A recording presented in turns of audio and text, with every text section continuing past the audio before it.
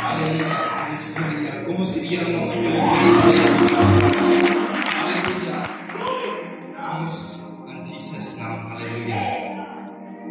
Een tyd lees ek, terwyl ek so deur die Bybel gaan, deur Exodus, lees ek die opdrag wat Jesus aan Moses en Aaron gegee het. Die Here gee die opdrag aan Moses en Aaron om die Israeliete uit Egipte uit gaan bevry. Maar wat die Here aan Moses sê, ek sal Farao hardkoppig maak en hy sal nie die Israeliete sommer vrylaat nie. Maar wat die Here doen, die Here stuur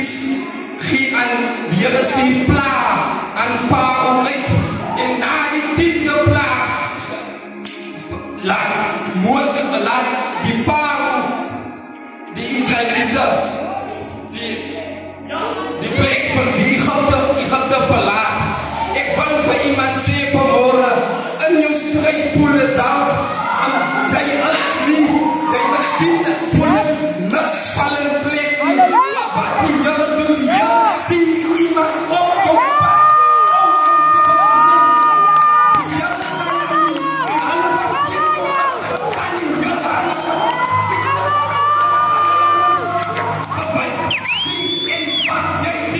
Maar die Here sal nooit slaap achter jou. Die Here staan wakker achter sy woord. Die Here is hier vir jou. Die Here sal jou uit jou Egipte uit verlaat. Die Here speel.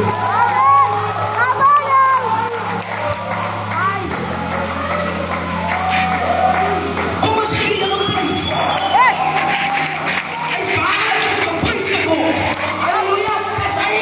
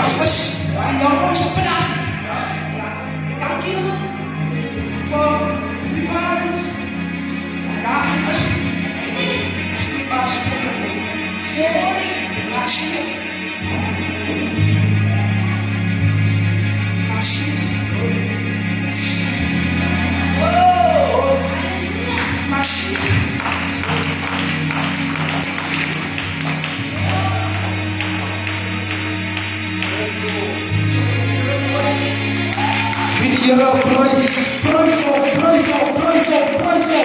prys op. Halleluja. Sluit jou verbond